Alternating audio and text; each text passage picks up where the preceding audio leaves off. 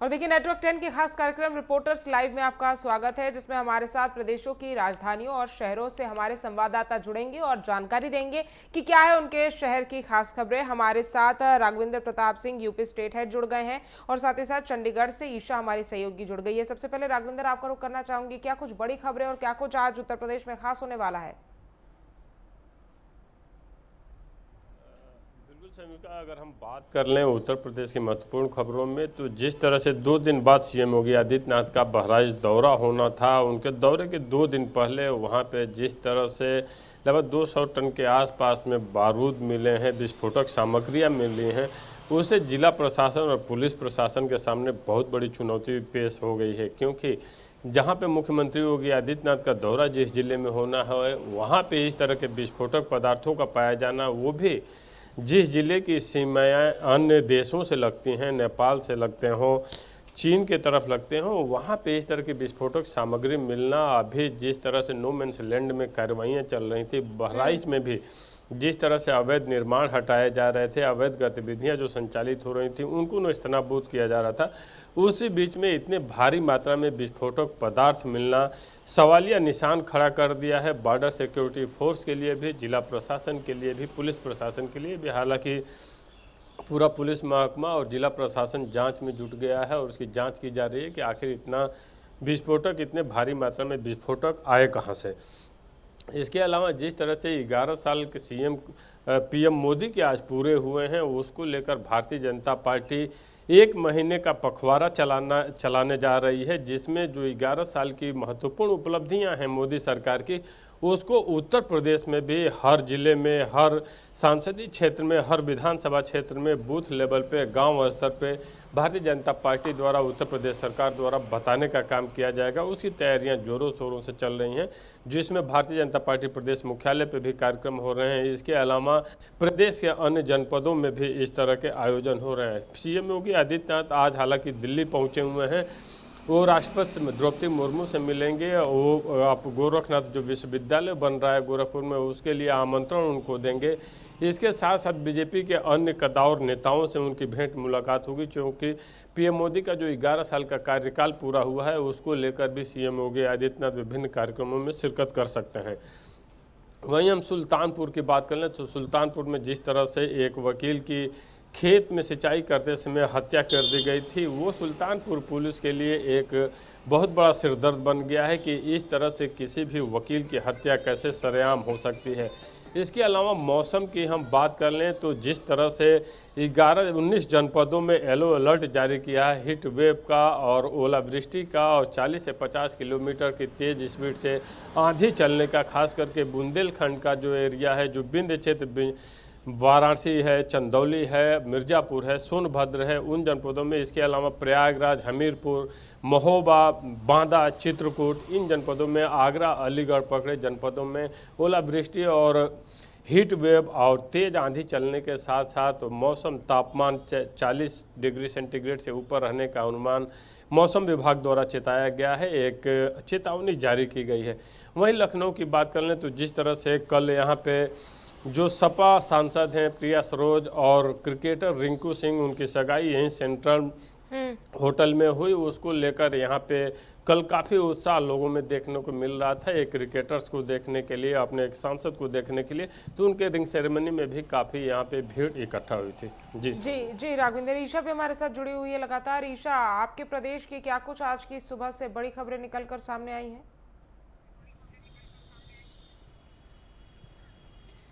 देखिए, सबसे पहले अगर ज्योति मल्होत्रा की बात करें, जिस तरीके से हिसार के रहने वाली ज्योति मल्होत्रा की गिरफ्तारी हुई थी, उसके बाद उसे रिमांड पर लिया गया था। 9 दिन की रिमांड पर वो रही, उसके बाद 14 दिन की न्यायिक जो हिरासत है उसकी ख़त्म हो चुकी है और आज उसे वीडियो कॉन्फ्रेंसिंग के ज़रिए ही कोर्ट में पेश किया जाएगा। दूसरी तरफ ज्योति मल्होत्रा की गिरफ्तारी के बाद उसके एक मित्र को भी गिरफ्तार किया है, जिसका नाम जसबीर सिंह है, जो पंजाब के रूपनगर का रहने वाला है। उसे 2 दिन की रिमांड मिली थी शनिवार को, आज उसकी रिमांड भी ख़त्म हो चुकी है। मोहाली कोर्ट में उसे आज दोपहर तक पेश किया जाएगा। इन दोनों से कई सूचनाएं इस वक्त पुलिस को मिली है, जिसमें आईएसआई के साथ लिंक के भी खुलासे अभी तक सामने आए हैं और जसबीर सिंह की जो गिरफ्तारी हुई है, पुलिस रिमांड पे वो चल रहा है, तो पुलिस को उसके जो लैपटॉप और मोबाइल से कई चीज़ें बरामद हुई है। साथ ही ये पता चल पाया है कि उसने कुछ लोकेशन और कुछ इम्पॉर्टेंट दस्तावेज भी उसमें डिलीट किए हैं। तो फॉरेंसिक जांच की रिपोर्ट के लिए अब इंतज़ार भी किया जा रहा है। लेकिन ये स्पष्ट हो चुका है कि जो जसबीर सिंह है, साथ साथ ज्योति मल्होत्रा, ये दोनों ही एक साथ पाकिस्तान गए थे और दोनों ही की बात करें तो दोनों ही पाक उच्चायोग में भी एक साथ पहुंचे थे और जसबीर सिंह ही ज्योति मल्होत्रा को पाकिस्तान लेकर गया था। तो ऐसे में जसबीर सिंह की से आज जिस तरीके से पुलिस कोर्ट में पेश करेगी, तो अब देखना है कि पंजाब पुलिस क्या कहती है। हरियाणा पुलिस की तरफ से भी उसके साथ पूछताछ की जाएगी और हरियाणा पुलिस भी उसकी रिमांड लेना चाहती है। तो आज की जो कार्रवाई रहने वाली है, हिसार कोर्ट में वीडियो कॉन्फ्रेंसिंग के माध्यम से जासूसी के आरोप में ज्योति मल्होत्रा जिसे गिरफ्तार किया है, न्यायिक हिरासत में वो चल रही है। न्यायिक हिरासत 14 दिन की उसकी खत्म हो चुकी है, उसे पेश किया जाएगा। दूसरी तरफ जसबीर सिंह को भी पेश किया जाएगा। तो पुलिस की तरफ से और क्या खुलासे किए जाते हैं ये देख। जिस तरह से आप बता रही हैं कि आज न्यायिक हिरासत खत्म होने वाली है ज्योति मल्होत्रा की, क्या कुछ मुश्किलें बढ़ेंगी? और क्योंकि जासूसी का एक गंभीर आरोप ज्योति मल्होत्रा पर लगा है। बिल्कुल, देखिए आज की कार्रवाई में इसलिए भी नजरें टिकी हैं क्योंकि न्यायिक हिरासत खत्म हो चुकी है और ज्योति मल्होत्रा के वकील की तरफ से जमानत याचिका भी दायर की जाएगी। अभी ज्योति मल्होत्रा के वकील का कहना है कि उसे जो भी दस्तावेज चाहिए वो पूरी तरीके से नहीं मिले हैं। आज की जो कोर्ट की कार्रवाई रहती है उस पर नजरें टिकी रहेगी कि उसकी कार्रवाई के बाद क्या कोर्ट की तरफ से दोबारा उसे न्यायिक हिरासत में भेजा जाता है, जमानत पर अर्जी कब लगाई जाती है और पुलिस की तरफ से क्या पक्ष यहाँ पर रखा जाता है। क्योंकि कई राज्यों की पुलिस की तरफ से भी ज्योति मल्होत्रा से अभी और भी पूछताछ की जा रही है, क्योंकि कई ऐसी संवेदनशील जगह हैं या धार्मिक स्थल हैं जहाँ पर ज्योति मल्होत्रा गई थी और वहाँ की उसने वीडियो अपलोड की थी और कहीं ना कहीं ISI को, पाकिस्तानी सेना को इससे काफ़ी ज़्यादा हेल्प मिली है। जो यहाँ के संवेदनशील इलाके हैं उसके संबंध में इनपुट इकट्ठे करने में। तो ऐसा ही कुछ जसबीर सिंह पर भी आरोप है। तो मुश्किलें देखिए जाहिर तौर पर बढ़ेगी दोनों की ही, क्योंकि जसबीर सिंह की तरफ से अब कई खुलासे अब होने ये तो बाकी जासूसी है। की बात हुई, लेकिन ये तो राजनीतिक जसबीर सिंह हलचल से क्या ये कुछ खुलासा चल रही है चंडीगढ़ में, ईशा? बिल्कुल, देखिए राजनीतिक हलचल की अगर बात करें तो आज से कांग्रेस की तरफ से संगठन सृजन अभियान के तहत जिस तरीके से संगठन गठित किया जाना है, यहाँ पर 10 जून से 30 जून तक ये प्रक्रिया चलेगी, क्योंकि राहुल गांधी यहाँ पर बीते सप्ताह ही पहुँचे थे संगठन सृजन अभियान के तहत। और 11 साल से जो संगठन खड़ा नहीं हुआ है कांग्रेस का, तो उसको लेकर एक दिशा निर्देश यहाँ पर पर्यवेक्षकों को दिए गए थे। 22 पर्यवेक्षक नियुक्त किए गए हैं और उन्हें ये आदेश दिया गया है कि 10 जून से लेकर 30 जून तक सिलसिलेवार लोगों से प्रतिक्रिया ले, लोगों से बातचीत करें, जो कांग्रेस के कार्यकर्ता हैं उनसे मिले। और आवेदन भी 6 लोगों के मांगे गए हैं जो जिन्हें करीब 5 साल हो गए हैं कांग्रेस में, कांग्रेस पार्टी में। साथ ही उसका RSS और बीजेपी के साथ कोई संबंध ना हो, इस तरीके की प्रक्रिया रखी गई है कि वही आवेदन कर सकता है जिला अध्यक्ष के लिए। लेकिन 11 साल से जो संगठन खड़ा नहीं हुआ है उसे 20 दिनों के भीतर किस तरीके से खड़ा किया जाएगा, एक बहुत बड़ी चुनौती कांग्रेस के लिए। क्योंकि कांग्रेस 2014 से अभी तक की बात करें तो 3 चुनाव हो चुके हैं, तीनों चुनाव में हार की हैट्रिक देखिए कांग्रेस ने लगाई है। एक बहुत बड़ी चुनौती कि संगठन को किस तरीके से यहाँ पर खड़ा किया जाए, उस संगठन को जो कि आपसी गुटबाजी और कांग्रेसी नेताओं के अंतर्कलह के चलते संगठन खड़ा नहीं हो पाया। तो ऐसे में हालांकि कांग्रेस नेता राहुल गांधी ये 2 टूक शब्दों में कह चुके हैं कि कोई भी बड़ा नेता हो वो पर्यवेक्षकों को कोई आदेश नहीं देगा और ना ही उसकी कोई सिफारिश मानी जाएगी। तो एक बड़ा बदलाव यहाँ पर करना चाहते हैं। महिलाओं को, दलितों को, युवाओं को आगे आने के लिए कहा गया है, उन्हें तवज्जो देगी कांग्रेस, ऐसा राहुल गांधी ने कहा है। लेकिन 30 के बाद जो रिपोर्ट राहुल गांधी के पास जाएगी और जिला अध्यक्षों को चुनने का अंतिम फैसला भी राहुल गांधी करेंगे, तो ये देखने वाला रहेगा। और बड़ी ही दिलचस्प बात रहेगी कि क्या यानी कि अभी पूरे फैसले पर और जिला अध्यक्षों के चुनाव पर रहने वाली है। ईशा, राघविंदर हमारे साथ लगातार जुड़े हुए हैं। राघविंदर, गाजीपुर से आज सोनम रघुवंशी की मतलब वो मिली है, 17 दिन से वो गायब थी, मेघालय अपने पति के साथ हनीमून पर गई थी। जिस तरह से राज रघुवंशी की संदिग्ध हालातों में मौत हुई थी, उसके बाद सोनम रघुवंशी की तलाश जारी थी। कैसे पहुंची गाजीपुर वो, आपके पास क्या अपडेट? बिल्कुल, सोनम रघुवंशी का मामला पुलिस के लिए भी एक चुनौती बन गया था कि आखिर किस तरह से उसने हत्या का प्लान किया, किस तरह से मारा और जिस तरह से उसकी गिरफ्तारी हुई है, गिरफ्तारी होने के बाद ऐसी संभावनाएं व्यक्त की जा रही हैं या पुलिस प्रशासन की तरफ से जो जानकारी मिल रही है कि इसमें 3 से 4 लोगों के मिलीभगत की संभावना है और 3-4 और गिरफ्तारियां हो सकती हैं। हालांकि एक सिरदर्द पुलिस का कम हुआ है कि सोनम की गिरफ्तारी हो गई है। सोनम की गिरफ्तारी के बाद से पुलिस ये दावा कर रही है कि जल्द ही इस पूरे हत्याकांड का खुलासा, पर्दाफाश पुलिस कर देगी और इसमें जो अन्य लोग संलिप्त हैं, जिन्होंने उस हत्याकांड में अपना रोल अदा किया है, उनकी गिरफ्तारी भी पुलिस द्वारा की जाएगी और सबको दंडित किया जाएगा। तो एक तरह से ये कहा जा सकता है कि इस हत्याकांड का पर्दाफाश होने के बाद से जब अन्य गिरफ्तारियां हो जाएंगी, सजा कितना क्या मिलता है ये तो समय बताएगा, लेकिन पुलिस अभी काफ़ी कुछ बताने में सक्षम हो गई है सोनम की गिरफ्तारी के बाद से और दावा भी कर रही है कि 3 से 4 लोगों की और गिरफ्तारी पुलिस द्वारा की जा सकती है। राघविंदर, ढाबे पर जिस तरह से सोनम रघुवंशी मिली थी तो बताया जा रहा है कि ढाबे पे जो मालिक थे और जो लोग थे उन्होंने भी पुलिस के सामने कई खुलासे किए हैं। और देखिए, सबसे बड़ा सवाल तो ये है कि मेघालय से गाजीपुर आखिर सोनम पहुंची कैसे? बिल्कुल, इस तरह के अपराध में संलिप्त लोगों के लिए जितनी भी यात्राएं होती हैं वो एक मिस्ट्री, किसी मिस्ट्री से कम नहीं होती हैं, क्योंकि कब वो कितने हजारों किलोमीटर, सैकड़ों किलोमीटर की यात्राएं कर लेते हैं। ये ठीक वैसे ही है जैसे सीमा पर आतंकवाद की घटनाएं हो या अन्य अवांछित गतिविधियां हो संचालित होती हैं, बिना मिली भगत के संभव नहीं है। वैसे ही अगर सोनम भी इतनी दूर से हजारों किलोमीटर की यात्रा करके वापस आ जाती हैं तो इसमें भी कहीं ना कहीं से जो सिस्टम है या जो भी महकमा जिसकी जिम्मेदारी होती है अपराध रोकने की या अपराध में संलिप्त लोगों की तुरंत गिरफ्तारी करने की, अंकुश लगाने की, उनकी मिलीभगत सामने आती है। अब देखना होगा कि इनकी इस यात्रा में संलिप्तता किसकी किसकी है। अन्य गिरफ्तारियां जो होती हैं वो कौन कौन से चेहरे होते हैं जो इनकी पूरी यात्रा में शामिल है। लेकिन अभी तक पुलिस ने जो दावा किया है सोनम की गिरफ्तारी के बाद से कि 4 अन्य लोगों के संलिप्त होने की खबरें हैं और उनकी भी गिरफ्तारी जल्द ही की जा सकती है। बिल्कुल, गिरफ्तारी की जाएगी और अभी ये पूरा जांच का विषय है कि कैसे पूरी हत्या को अंजाम दिया गया था राघविंदर। लेकिन एक और, अगर हम कनेक्टिविटी की बात करें उत्तर प्रदेश में, जहां योगी सरकार पूरे प्रदेश में राज्य को, गांव को कनेक्टिविटी करके पुल बनाकर, ब्रिज बनाकर और साथ ही साथ हाईवेज बनाकर कनेक्टिविटी बढ़ा रही है, तो वहीं दूसरी तरफ अगर ग्रेटर नोएडा वेस्ट की और परी चौक की बात की जाए तो अथॉरिटी का ये कहना है कि हम वहां पर जो ट्रैफिक होता है जब लोग ऑफिस जाते हैं तो उसको भी कम करेंगे। तो देखिए, एक तरफ जहां कनेक्टिविटी बढ़ रही है वहीं दूसरी तरफ इस ट्रैफिक वाली समस्या के लिए क्या कुछ निदान किया जाएगा सरकार की तरफ से?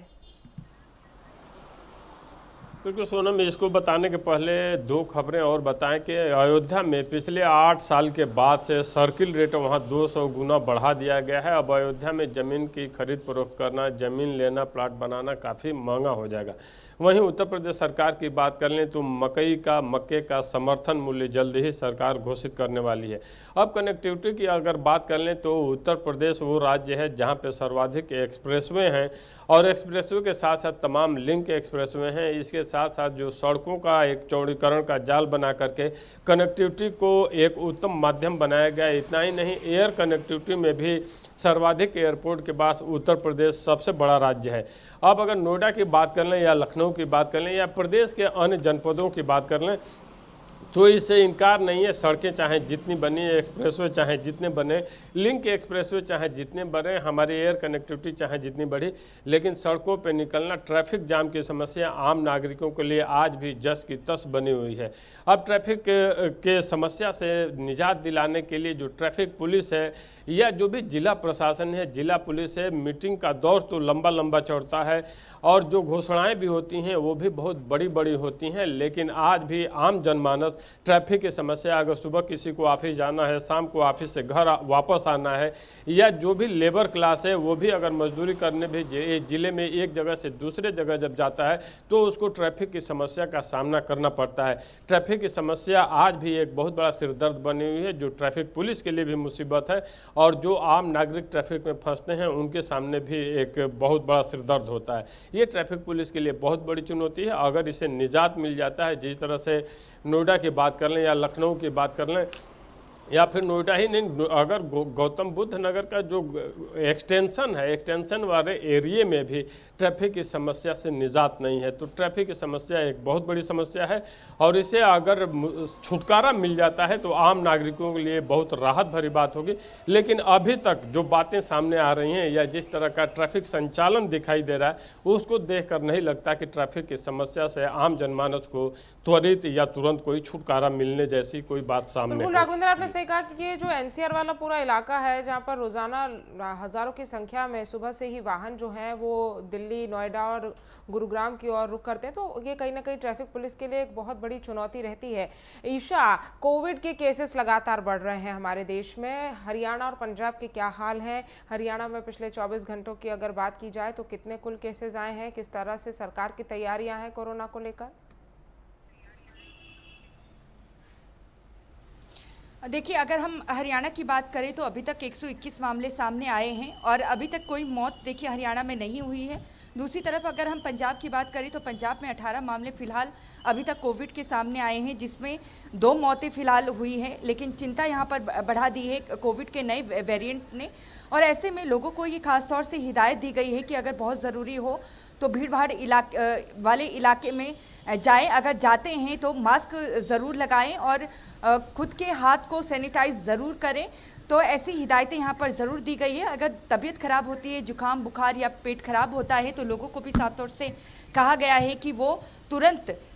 डॉक्टर्स के पास जाएं और चेकअप ज़रूर करवाएं। कोरोना के मामले लगातार बढ़ रहे हैं, चिंता का विषय ज़रूर है, लेकिन यहाँ पर चाहे प्रशासन हो, चंडीगढ़ प्रशासन हो या पंजाब हरियाणा की सरकारें हों, उनका कहना है कि किसी तरीके की घबराने की ज़रूरत नहीं है। लेकिन यहाँ पर ज़रूरत है तो सावधानी बरतने की ये हिदायत दी गई है। लेकिन अगर हम आज के एक मुख्य और खबर की बात करें तो यहाँ पर देखिए जून माह में जो गर्मी है बहुत ज़्यादा बढ़ती हुई नज़र आ रही है।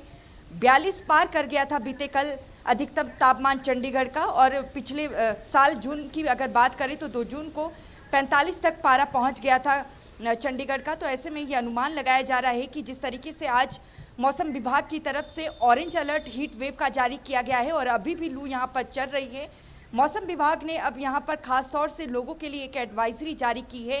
कि अगर बहुत ज़्यादा ज़रूरी हो दोपहर 12 बजे से 3 बजे तक तो ही घरों से बाहर निकलें, अन्यथा घरों से बाहर बिल्कुल भी ना निकलें। क्योंकि यहाँ पर देखिए लू बहुत ज़्यादा चल रही है। लू की चपेट में आने से लोगों की तबीयत बहुत ज़्यादा यहाँ पर ख़राब होती नज़र आ रही है। पिछले कुछ दिनों से जो पारा है चंडीगढ़ का 40 से ऊपर बनता हुआ नजर आ रहा है। बीते कल ये पारा 42 पार कर गया था। आज का ये पूर्वानुमान मौसम विभाग का है कि आज का जो टेम्परेचर है, अधिकतम तापमान, वो 42 पार कर सकता है। और 2 दिनों का ऑरेंज अलर्ट हीट वेव का यहाँ पर जारी किया गया है। लोगों को हिदायत दी गई है कि अगर बहुत ज़्यादा ज़रूरी हो तो ही दोपहर को घरों से बाहर निकलें। और साथ ही साथ अगर हम स्कूलों की बात करें तो जून में जिस तरीके से तपिश और गर्मी लगातार बढ़ती जाती है, इसके मद्देनज़र स्कूलों में फ़िलहाल छुट्टियां हैं 30 जून तक। चाहे पंजाब की बात करें, हरियाणा या चंडीगढ़ की, यहाँ पर प्राइवेट और सरकारी स्कूलों को बंद रखने के आदेश दिए गए हैं गर्मी के चलते। लेकिन यहाँ पर जो कामकाज के लिए लोग निकलते हैं उन्हें भी खास तरीके से हिदायतें यहाँ पर दी गई है कि जो कपड़े हैं वो हल्के रंग के यहाँ पर पहने, सर को कवर रखें और आंखों में चश्मा पहन के रखें। अगर क्योंकि जिस तरीके से लू यहाँ पर चल रही है और जो तपिश है बहुत ज़्यादा है, उससे आंखों की समस्याएं भी लोगों को सामने आ रही है। और यही वजह है कि मौसम विभाग की तरफ से ये हिदायतें जारी की गई हैं। और कहीं ना कहीं ये ज़रूर कह सकते हैं कि मई में लगातार मौसम में परिवर्तन देखने को मिल रहा था। लगातार बीच बीच में बारिश भी हो रही थी, जिसके चलते जो गर्मी है उसका प्रचंड रूप देखने को नहीं मिला था। लेकिन जून सप्ताह में अब जिस तरीके से जून महीने की शुरुआत जब से हुई है, तभी से ही जो तपिश है, जो प्रकोप है गर्मी का, वो दिखना अब शुरू हो चुका है। और यही वजह है कि 2 दिनों का यहाँ पर ऑरेंज अलर्ट फिलहाल जारी किया गया है और आने वाले दिनों में गर्मी और भी ज़्यादा बढ़ेगी, ऐसा फिलहाल मौसम विभाग का पूर्वानुमान है। जी ठीक है राघवेंद्र, एक बार उत्तर प्रदेश के कोविड के मामलों के हाल आप भी बता दीजिए, क्या कुछ तैयारियां सरकार की तरफ से की जा रही है? बिल्कुल सोनम, जिस तरह से उत्तर प्रदेश देश का सबसे बड़ा राज्य है, यहाँ सर्वाधिक जनसंख्या है और हालांकि उत्तर प्रदेश सरकार की तैयारियों की बात कर लें तो कोरोना से निपटने के लिए उत्तर प्रदेश का स्वास्थ्य महकमा पूरी तरह से मुस्तैद है। हालांकि जिस तरह से केसेज मिले हैं, 1000 पार जिस तरह से केसेज हैं। लखनऊ में भी 3 मरीज कोरोना के मिल चुके हैं। अभी नेटवर्क 10 ने 2 दिन पहले स्वास्थ्य मंत्री और जो उत्तर प्रदेश के उप मुख्यमंत्री हैं ब्रजेश पाठक से बात भी की थी, तो उन्होंने स्पष्ट बताया था कि हम CHC PHC को भी कोरोना से लड़ने के लिए बना रहे हैं। इसके अलावा अतिरिक्त हर जिले में 50-50 बेड के वार्ड की व्यवस्था कोरोना वार्ड के नाम से कर रहे हैं, और अन्य जो भी ऑक्सीजन सिलेंडर की बात हो, वेंटिलेटर की ज़रूरत हो, वो सारी हमारी तैयारियां पूरी हो चुकी हैं। हालांकि इस बार का कोरोना इतना घातक नहीं है, जैसा कि ब्रजेश पाठक ने बताया था कि अगर हल्की जागरूकता लोग अपना लें और भीड़ भाड़ वाली जगहों पे जाने से बचें, हाथ मिलाएं तो सैनिटाइज करें, तो इससे काफ़ी बचा जा सकता है। इस बार का कोरोना उन्हीं पे वार कर रहा है जो या तो बहुत गंभीर रूप से बीमार हों या जो वृद्ध हैं। तो कोरोना से लड़ने के लिए उत्तर प्रदेश सरकार की स्वास्थ्य विभाग की पूरी तरह से तैयारियां हैं। हालांकि जिस तरह से केसेस बढ़ रहे हैं वो एक चिंता का विषय है, क्योंकि हम लोगों ने पिछले 2 बार देखा कि अचानक जब केसेस बढ़ने गए तो जिस तरह की जनसंख्या है, अस्पतालों में चाहे जितनी भी व्यवस्था कर लीजिए वो पर्याप्त नहीं होते हैं, क्योंकि जब हजारों लाखों की संख्या में जो ही मरीज बढ़ते हैं तो ये ऐसी आपदा हो जाती है कि उनका इलाज करना या उनको समुचित उपचार देना एक स्वास्थ्य विभाग के लिए भी बहुत कठिन चुनौती सामने आ जाती है, और तमाम लोगों को मरते हम लोगों ने पिछले कोविड काल में देखा था। तो इस बार का कोरोना अभी उतना भयावह तो नहीं है, लेकिन जिस तरह से केसेस बढ़ रहे हैं चिंता का विषय जरूर है। स्वास्थ्य विभाग अपनी पूरी तैयारियां किए हुए है कि अगर केसेस बढ़ते भी हैं तो हम समुचित उपचार करें और किसी भी मरीज के साथ ऐसा समय न देखने को मिले कि उसे समुचित उपचार नहीं मिला। जी, कुल एक्टिव केसेस कितने हैं राघवेंद्र उत्तर प्रदेश में अभी फिलहाल?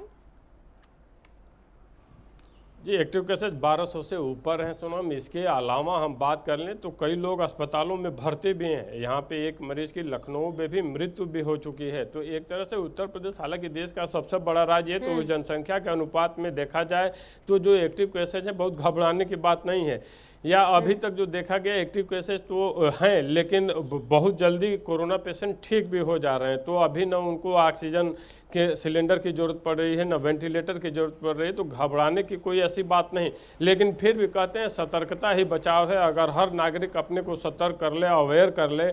भीड़ भाड़ वाली जगहों पे जाने से बचे, हाथ को सैनिटाइज करें, हाथ मिलाता है तो खाने से पहले और खाने के बाद हमेशा हाथ धुले, सैनिटाइज करें, तो अपना बचाव आदमी खुद भी कर सकता है। लेकिन जिस तरह से एक्टिव केसेस की संख्या लगातार बढ़ रही है वो उत्तर प्रदेश ही नहीं पूरे देश के सामने एक चिंता का विषय है और एक चुनौती है कि आखिर अगर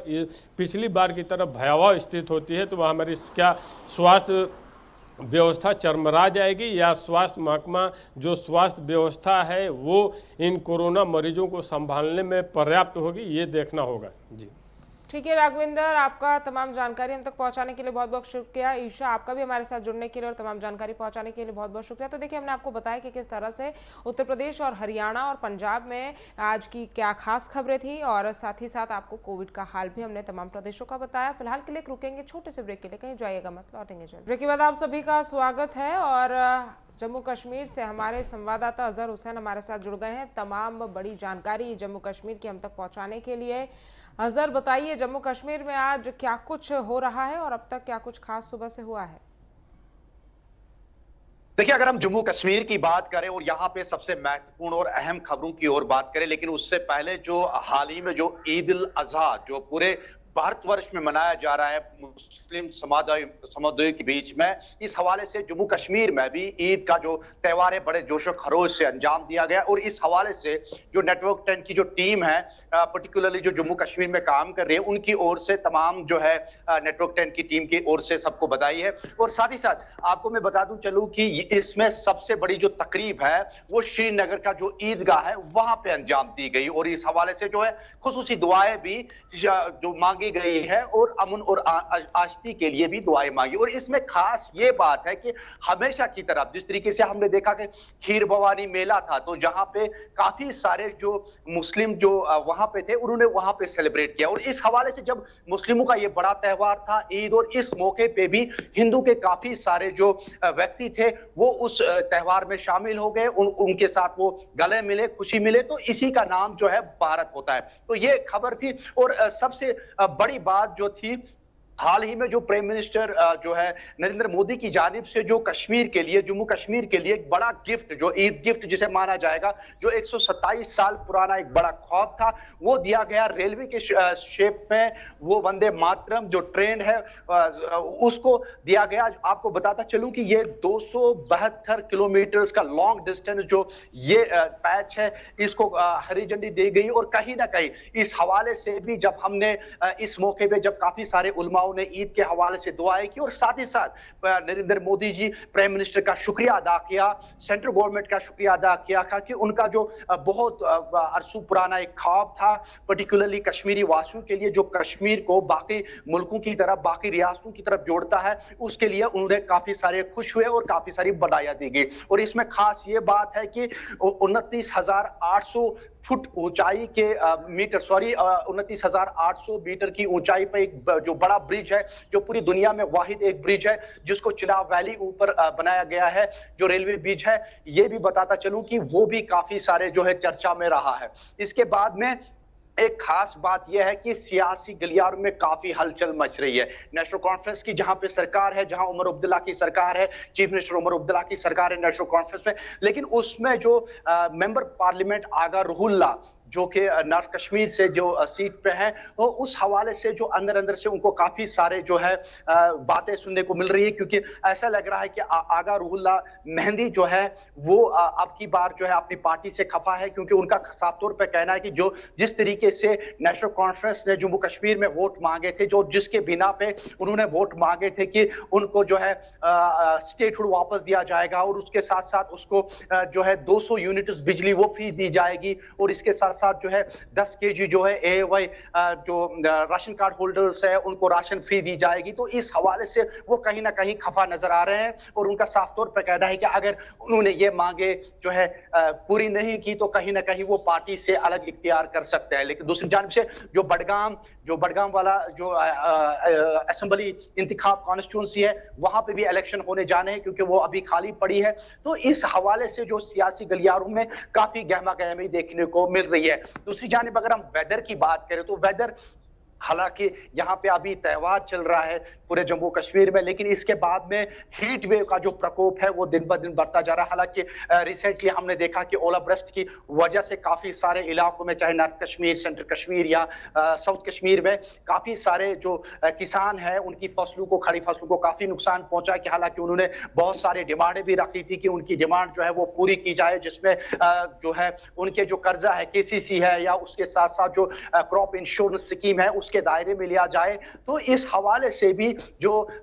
मौसम की मार है उसकी वजह से किसान काफी परेशान नजर आ रहा है। दूसरी जानिब से अगर हम वेदर की बात करें तो वेदर में हालांकि जो मौसम विभाग का माने तो अगले कई एक दिनों से जो है ये हीट प्रकोप जो है बढ़ सकता है। घाटी की बात करें तो घाटी में 33 से 34 डिग्री सेल्सियस जो है वो रिकॉर्ड किया जाएगा। हालांकि अभी जो है जो टेम्परेचर है नियर अबाउट 32 डिग्री सेल्सियस है। वही अगर जम्मू क्षेत्र की बात करें, जम्मू में यही जो तापमान है तकरीबन 40 से 44 डिग्री सेल्सियस तक चला जाएगा। हालांकि वही अगर हम आज की डेट की बात करें, वहां से तकरीबन जो है 40 डिग्री सेल्सियस वहां पे टेम्परेचर जो है रिकॉर्ड किया गया। लेकिन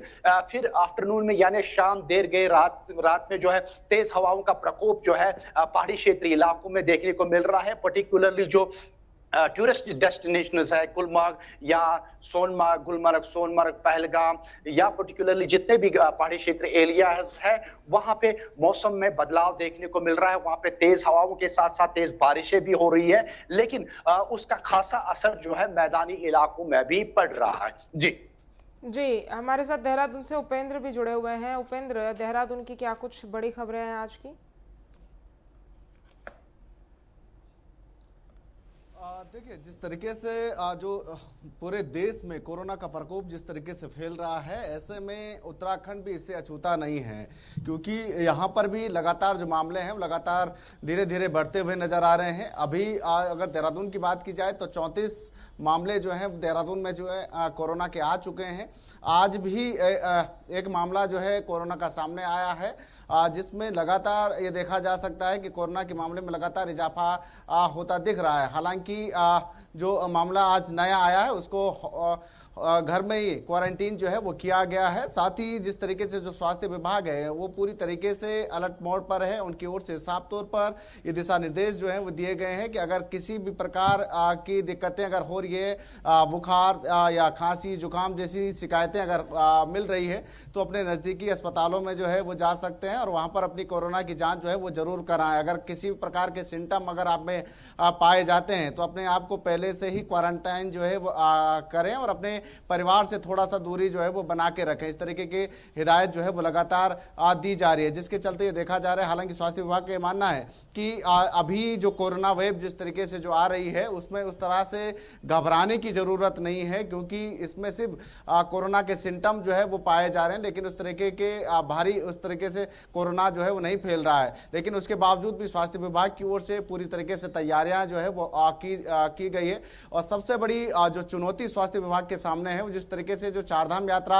जो चल रही है उसमें जिस तरीके से पूरे देश से लेकर विदेशों से जिस तरीके से श्रद्धालु चारधाम यात्रा में पहुंच रहे हैं, ऐसे में वहां पर जो है कोरोना का संक्रमण न फैले उसको लेकर एहतियात जो है वो बरतने जो है बहुत जरूरी हो गए हैं। ऐसे में स्वास्थ्य विभाग की ओर से जो है स्क्रीनिंग जो है वो की जा रही है। ऐसे में 5 लाख से ज़्यादा श्रद्धालुओं की स्क्रीनिंग जो है वो की गई है। और साथ ही ये भी है कि कई ऐसे भी पॉजिटिव पाए गए हैं जो चारधाम यात्रा से जो है घर की तरफ अब जो लौट गए हैं उनको जो है वो कोरोना पॉजिटिव जो है वो पाए गए। हालांकि उनको जो है आइसोलेशन में जो है वो रखा गया है, लेकिन उसके बावजूद भी स्वास्थ्य विभाग पूरी तरीके से अलर्ट मोड पर है। सभी की चेकिंग जो है वो की जा रही है। जो बॉर्डर्स एरियाओं से जो बाहरी देशों से या राज्यों से जिस तरीके से जो आ रहे हैं उनको उनकी स्क्रीनिंग जो है चारधाम यात्रा जाने से पहले जो है वो की जा रही है, ताकि कोरोना के मरीजों में जो है ज़्यादातर इजाफा ना हो, साथ ही एहतियात जो है वो पूरी तरीके से बरता जाए। दूसरी बड़ी खबर की अगर बात की जाए, हाँ जी, कोरोना तो जिस तरीके से चारधाम जी उपेंद्र, मैं ये पूछ रही थी कि अगर कोरोना की आपने जिस तरीके से बात की है, एक बार चारधाम यात्रा को लेकर प्रशासन की क्या कुछ तैयारियां हैं वो भी बता दीजिए, क्योंकि कई हेलीकॉप्टर क्रैश होने की खबरें भी सामने आई है पिछले कई दिनों में। देखिए बिल्कुल, मैं वही खबर मैं आपको बताना जा रहा था कि जिस तरीके से जो कोरोना तो एक बड़ी चुनौती सरकार के सामने बनी हुई है और उसको लेकर जिस तरीके से स्वास्थ्य विभाग की ओर से स्क्रीनिंग जो है श्रद्धालुओं की जा रही है, ताकि उनको जो है कोई सिम्टम अगर उन पर पाया जाता है तो उनको वापस जो है वो लौटाया जा सके। और अभी तक जिस तरीके से 5 लाख से ज़्यादा श्रद्धालुओं का जिस तरीके से स्क्रीनिंग जो है कोरोना को लेकर जो है वो की गई है। सभी को मास्क लगाने की हिदायत जो है वो दी गई है और किसी भी प्रकार का कोई सिम्टम अगर उनमें पाया जाता है, और साथ ही साथ जिस तरीके से होम क्वारंटाइन जिस तरीके से किया जा रहा है तो उनको भी अपने परिवार से थोड़ा सा दूरी बनाए रखने के दिशा निर्देश जो है वो लगातार मरीजों को जो है वो दिया जा रहा है। दूसरा, जिस तरीके से आपने हेलीकॉप्टर की बात की, जिस तरीके से अगर देखा जाए तो अभी चारधाम यात्रा के एक महीने में कई सारे हेलीकॉप्टर जो है क्रैश हुए हैं। जिस तरीके से उत्तरकाशी के गंगनानी में भी सबसे पहले हेलीकॉप्टर क्रैश हुआ था जिसमें 5 से 6 लोगों की जो है मौत हुई थी। उसके साथ जिस तरीके से कल भी एक वीडियो जिस तरीके से सोशल मीडिया पर वायरल हुआ, उसमें जिस तरीके से जब भी जैसे ही वो फाटा से उड़ान भर रहा था उसी समय जो है उसको इमरजेंसी लैंडिंग जो है वो करनी पड़े और सड़क पर जी उसको इमरजेंसी लैंडिंग करनी पड़ी। उसमें जिस तरीके से पायलट को जो है हल्की चोटें आई हैं और हालांकि यात्री जिस तरीके से वो पूरी तरीके से सुरक्षित रहे, लेकिन ये जरूर है, ये बड़ा चिंताजनक हुआ है कि तमाम जो जितने भी हेलीकॉप्टर जिस तरीके से जो यहाँ पर आए हुए हैं या जो उड़ान भर रहे हैं वो लगातार जिस तरीके से क्रैश हो रहे हैं, उसको लेकर तकनीकी दिक्कतों का जिस तरीके से हवाला दिया जा रहा है। ऐसे में मुख्यमंत्री ने जिस तरीके से यूकाडा को जिस तरीके से जांच सौंपी। ये जिस तरीके से हेलीकॉप्टर क्रैश होने की खबरें आप बता रहे हैं और जो सामने भी आई हैं, तो क्या ये चारधाम यात्रा शुरू होने से पहले ये जो तकनीकी खराबी है, क्या टेक्निकल टेस्टिंग हुई नहीं थी यानी हेलीकॉप्टर्स की, क्योंकि लगातार इतने मामले सामने आए हैं? देखिए बिल्कुल, जिस तरीके से जब भी चारधाम यात्रा की जब शुरुआत होती है और जब हेली सेवा कंपनियों से जिस तरीके से जब एमओयू साइन होते हैं या चारधाम यात्रा के लिए उनको जब एमओयू साइन होते हैं, तो ऐसे में तमाम सारी जो खामियां रहती है उनको ठीक करने को लेकर पहले ही जो है जिस तरीके से कहा जाता है। और ऐसे में तमाम सारी जो 9 कंपनियां जिस तरीके से यहाँ पर जो हेली सर्विस जो केदारनाथ के लिए दे रहे हैं, ऐसे में सबसे बड़ी दिक्कतें ये है कि अब जिस तरीके से जो उनकी तकनीकी खामियां जिस तरीके से नज़र आ रही है, क्योंकि इससे पहले भी जो यमुनोत्री से उड़ान भर के जो गंगोत्री की तरफ जिस तरीके से हेली जा रहा था, ऐसे में गंगनानी में जिस तरीके से हेली क्रैश हुआ, उसमें जिस तरीके से 5 से 6 लोगों की मृत्यु हुई। उसके बाद कल जिस तरीके से फाटा के पास से जिस तरीके से उड़ान जिस तरीके से भरी गई थी, और ऐसे में उड़ान भरते ही शुरुआत में ही जिस तरीके से तकनीकी खामियां आने के चलते जो है उसको इमरजेंसी लैंडिंग करनी पड़ी। सड़क पर इमरजेंसी लैंडिंग के चलते जिस तरीके से कई सारे कार जो है वहां पर क्षतिग्रस्त हो गई थी। साथ ही साथ पायलट जो को हल्की सी चोटें आई, लेकिन अब इसमें पूरी तरीके से सरकार ने जांच जो है जिस तरीके से यूकाडा को सौंपी है। सीजीआई कंपनी जो है जिस तरीके से पूरे मामले की जांच कर रही है, लेकिन इसको लेकर अब विपक्ष भी पूरी तरीके से जो है वो सवाल सरकार पर उठा रही है। विपक्ष का यह मानना है कि जिस तरीके से हवाई के दौरों को लेकर जो है जिस तरीके से जांच भी पूरी तरीके से हवाई जहाज की तरह जो है हवाई जो चल रही है, ऐसे में उनका ये मानना है कि आखिर ये जांच कब तक चलेगी, क्या ये चारधाम यात्रा से पहले ये जांच पूरी हो पाएगी या नहीं, या उन दोषियों को जो है सजा मिलेगी कि नहीं मिलेगी। इस तरह के सवाल जो है लगातार विपक्ष जो है वो उठा रहा। विपक्ष का यह मानना है कि पहले जो है इन पूरी हेली सेवा की पूरी तकनीकों को जो है वो जांचा नहीं गया, इसमें किस तरह फॉल्ट है, कितने पुराने हेलीकॉप्टर जो है वो यहाँ पर उड़ाए जा रहे हैं, और जिस तरीके की यहाँ की जो भौगोलिक परिस्थिति है, इन भौगोलिक परिस्थितियों के अनुसार जो है यहाँ पर जिस तरीके से एक के बाद एक चक्कर जो है वो हेली सर्विस जो है वो मार रही है। यही कारण है कि सबसे ज्यादा इस तरीके से हेली क्रैश जो है वो हो रहे हैं। तो इस तरीके के कई सारे सवाल जो है वो उठाए जा रहे हैं। हालांकि इसको लेकर जांच कमेटी जो है वो बनाई गई है, और जांच कमेटी जी हेलीकॉप्टर क्रैश का ये पूरा जांच का विषय है। लेकिन अगर हम थोड़ा राजनीति की ओर आगे बढ़ें तो संगठन को मजबूत करने के लिए राहुल गांधी जो है वो खुद मैदान में उतरे। उत्तराखंड में हरीश रावत, हरक रावत की जो बयानबाजी है वो भी हमने देखी थी। आपस में ही कांग्रेस के अंदर रार देखने को मिली थी, लेकिन जब बैठक हुई 4 जून को, उसके बाद माना जा रहा था कि अब वो लोग एक पेज पर हैं। उसको लेकर कोई अपडेट आपके पास?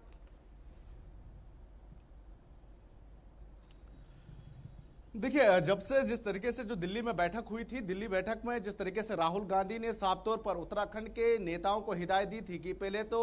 सभी लोग अनुशासनात्मक रहें, कोई भी अनुशासनहीनता अगर करता है तो उस पर जो है कड़ी कार्रवाई जो है वो की जाए, और सभी बड़े नेताओं को एक मंच पर ही नहीं, पूरे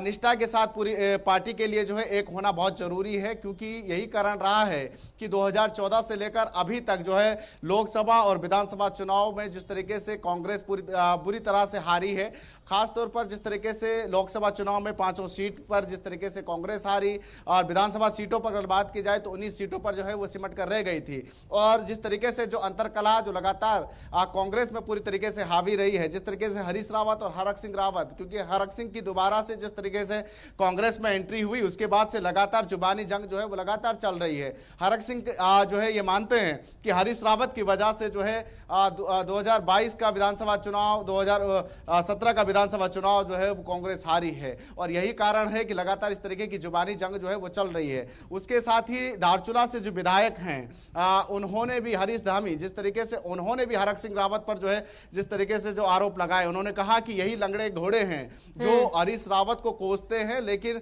अपने आप पर नहीं देखते, क्योंकि यही हैं जिन्होंने कांग्रेस को सबसे पीछे धकेलने का काम किया, जिस तरीके से जो है लगातार कांग्रेस में रहकर जो है कांग्रेस के खिलाफ जो है उन्होंने जिस तरीके से बगावत की, और उसके बाद जो है अब हरीश रावत पर निशाना साध रहे हैं। उन्होंने कहा कि जब तक हरीश रावत है तब तक उत्तराखंड में कांग्रेस जो है पूरी तरीके से जिंदा है, और ये उनका जिस तरीके से कहना है कि हरीश रावत ही हैं जो पार्टी को संगठित होकर जो है वो चला सकते हैं। लेकिन दूसरी ओर अगर देखा जाए तो अभी भी, हालांकि इस तरीके का कोई बड़ा कार्यक्रम जो है वो कांग्रेस पार्टी की ओर से अभी देखने को नहीं मिला है, लेकिन अब ये देखना होगा कि बड़े मंचों पर किस तरीके से कांग्रेस के तमाम जो बड़े दिग्गज नेता हैं वो किस तरीके से एक होते हुए दिखाई देते हैं। क्योंकि जिस तरीके से अगर देखा जाए तो अलग अलग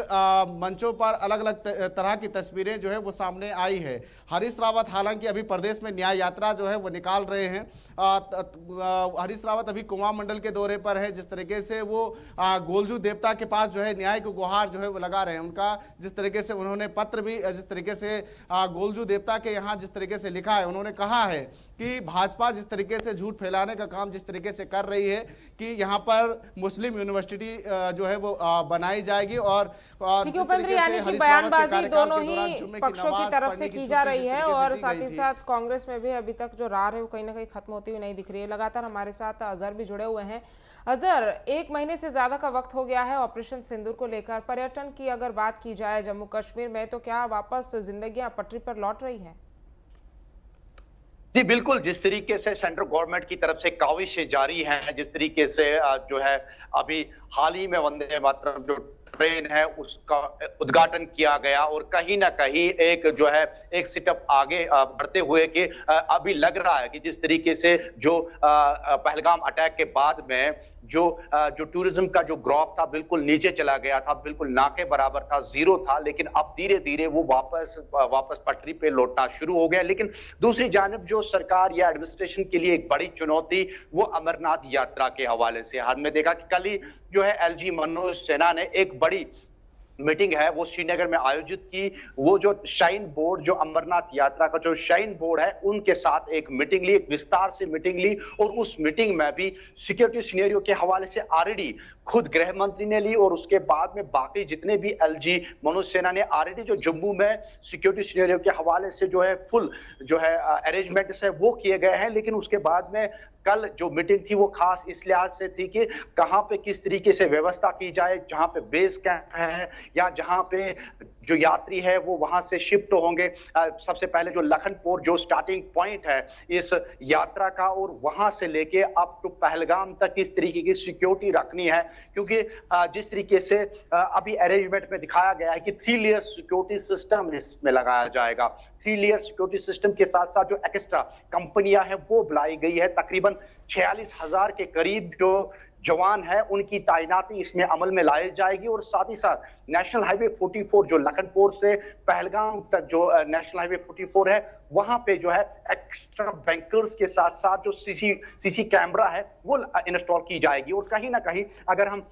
यहाँ के प्रशासन के हवाले से बात करें, चीफ मिनिस्टर उमर अब्दुल्ला के हवाले से बात करें तो उन्होंने साफ तौर पे कहा कि अब की बार जो यात्रा शुरू होने जा रही है तो उसमें हर एक नागरिक का फर्ज बनता है कि वो उनकी सेफ्टी के साथ साथ उनके हर एक अरेंजमेंट में शामिल हो जाए। तो कहीं ना कहीं इस बार जो अमरनाथ यात्रा है बड़े जोशो खरोश से अमल में लाया जाएगा। और उसके साथ साथ अगर हम बात करें बाकी स्थानों की, टूरिस्ट स्थलों की, चाहे गुलमर्ग, पहलगाम, वहां पे ना के बराबर जो टूरिस्ट है वो थे, लेकिन धीरे धीरे से वहां से भी अब रश बढ़ना शुरू हो गया है। क्योंकि जिस तरीके से खीर भवानी मेला, जिसमें यह तवक्का लगाया जा रहा था कि अब की बार जो खीर भवानी मेला है वहां पे जो है श्रद्धालु बहुत कम आएंगे, लेकिन जब हम वहां गए, वहां ग्राउंड जीरो पे देखा, वहां पे लोगों का व्यवहार देखा, जिस तरीके से हर एक जो है स्टेट से जिस तरीके से श्रद्धालु आ गए, चाहे वो हरियाणा से, पंजाब से, जयपुर से, तो भारतवर्ष के हर एक क्षेत्र से वहां पे कश्मीरी पंडित से लेके बाकी सारे श्रद्धालुओं ने इस खीर भवानी मेले में हिस्सा लिया। और कहीं ना कहीं इस खीर भवानी मेले के हवाले से जो है एक अलग सा बूस्ट मिल गया इस टूरिज्म को आगे बढ़ाने में। और उसके साथ साथ जब कल ईद थी तो ईद के दिन पे भी जो मुस्लिम समुदाय के जो जितने भी मौलवीज थे उन्होंने पूरी तरीके से स्पष्ट कर दिया कि एक तो उन्होंने निंदा की, कड़ी अल्फाज में उन्होंने निंदा की कि इस तरीके के हमले जो है जिस तरीके से पहलगाम में हुए उसकी कड़ी निंदा की। और उसके साथ साथ जो अमरनाथ यात्रा के हवाले से बोला कि इस बार हमारा फर्ज बनता है कि उनको यहाँ पे सुरक्षा और उस सुरक्षा के साथ साथ उनका जो यहाँ पहलगाम आतंकी हमले के समय में अजहर हमने देखा था कि वहां के जितने भी लोकल लोग थे उन्होंने लोगों की काफी मदद की थी। लेकिन अब अमरनाथ यात्रा उस दौरान होनी है कुछ समय के बाद, जब पहलगाम आतंकी हमला थोड़े ही महीनों पहले हुआ है, तो अब प्रशासन और ज्यादा सतर्क हो जाएगा। किस तरीके के वहां पर सुरक्षा व्यवस्था बढ़ाई जाएगी पहले के कंपैरिजन में? देखिए, भारतवर्ष में जो एक आप देख सकते हैं यहाँ पे हर मजहब व मिल्लत के लोग जो है यहाँ पे मिलेंगे, हिंदू मुस्लिम हर एक जगह पे, हर एक घुटन, चाहे कश्मीर, घाटी, पंजाब, हर एक जगह में आपको मिक्स में लोग मिलेंगे। तो इसी प्रकार से घाटी में भी इस प्रकार के लोग जो है हर जगह मिलते हैं, चाहे कश्मीरी पंडित है, चाहे हिंदू है, मुस्लिम है, सिख है, हर जगह मिलते हैं। लेकिन आपको बताता चलूं कि 1991 यानी 1991 में जब कश्मीर पूरी तरीके से जल रहा था, जब अमरनाथ यात्रा वहां पे भी कुछ ही दिनों के लिए स्टार्ट किया था, तो वहां पे भी लोगों ने उस समय भी सपोर्ट किया कि इस समय जो है जब भी कोई श्रद्धालु, उस समय जब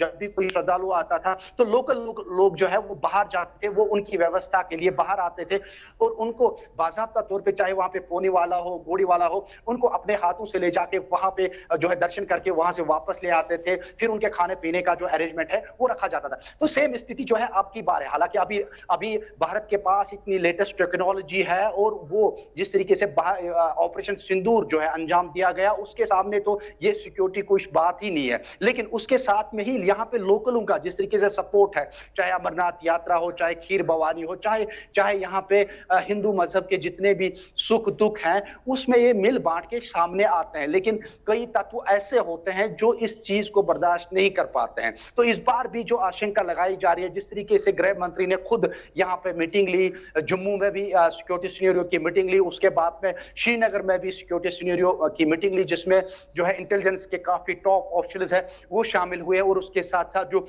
सिक्योरिटी फोर्सेस के टॉप ऑफिसर्स हैं उनके साथ मीटिंग ली। और कहीं ना कहीं आज की डेट में जिस तरीके से सिक्योरिटी फोर्सेस के पास लेटेस्ट टेक्नोलॉजी है, ड्रोन्स है, बाकी चीजें हैं, उनका सहारा लेके इस संपूर्ण इस यात्रा का जो है, शुभ यात्रा का जो है वो यहाँ पे उद्घाटन करके इसको संपूर्ण तरीके से अंजाम देंगे। तो कहीं ना कहीं इस बार पहलगाम में जिस तरह से वंदे भारत ट्रेन की शुरुआत हुई है, दिल्ली से श्रीनगर की कनेक्टिविटी अब डायरेक्ट हो गई है और हमने देखा कि पहले ही दिन सारी सीट्स बुक हो गई थी, यानी कि पर्यटन जो है वो अब पटरी पर तो कहीं ना कहीं आ ही रहा है और लोग भी अब जैसा आपने लोकल्स का जिक्र किया, जैसा आपने प्रशासन का जिक्र किया, उन पर भरोसा करके अब दोबारा जम्मू कश्मीर की ओर रुख कर रहे हैं, क्योंकि ये वो समय है जब सबसे ज़्यादा पर्यटक जो हैं वो जम्मू कश्मीर का रुख करते हैं मौसम के लिहाज से। देखिए, ये घाटी की अगर हम बात करें, पर्टिकुलरली घाटी एक वाहिद रास्ता था जहां से टूरिस्ट, जहां से श्रद्धालु, जहां पे हर एक व्यक्ति जो है वो यहाँ पे आता था। और सबसे बड़ी बात जो थी कि एक वाहिद रास्ता NH-44 जो अक्सर बेशतर हम देख रहे थे, जब भी मौसम होता, जब भी बर्फबारी होती थी, बारिश होती थी, लैंडस्लाइड, क्योंकि ये जो नेशनल हाईवे 44 है ये पहाड़ी क्षेत्र एरिया से चला जाता है, जिसकी वजह से अगर मामूली सी भी मौसम में खराबी होती थी तो ये नेशनल हाईवे कई एक दिनों तक बंद रहती थी। लेकिन उसके बाद में जब आयर लाइंस की अगर हम बात करें तो आयर लाइंस में इतने बड़े फेयर्स थे कि आम लोग जो है, मिडिल क्लास या लोअर क्लास के जो लोग थे वो एफोर्ड नहीं कर पाते थे कि वो बाय एयर जो है वो घाटी की तरफ रुख करे। लेकिन ये जो वंदे मातरम ट्रेन है, आपको बताता चलूं कि ये 272 का पैच है, लंबा पैच है और इसमें तकरीबन जो है 943 यानी 943 ब्रिजेस जो है वो आते हैं। बिल्कुल, यानी कि कनेक्टिविटी अब आसान हो गई है और सभी क्लास के लोगों के लिए दिल्ली से या जम्मू कश्मीर तक पहुंचना बहुत आसान हो गया। आप दोनों का हमारे साथ जुड़ने के लिए, तमाम जानकारी हम तक पहुंचाने के लिए बहुत बहुत शुक्रिया। चलिए फिलहाल रुकेंगे एक छोटे से ब्रेक के लिए, कहीं जाइएगा मत, जल्द होंगे हाजिर।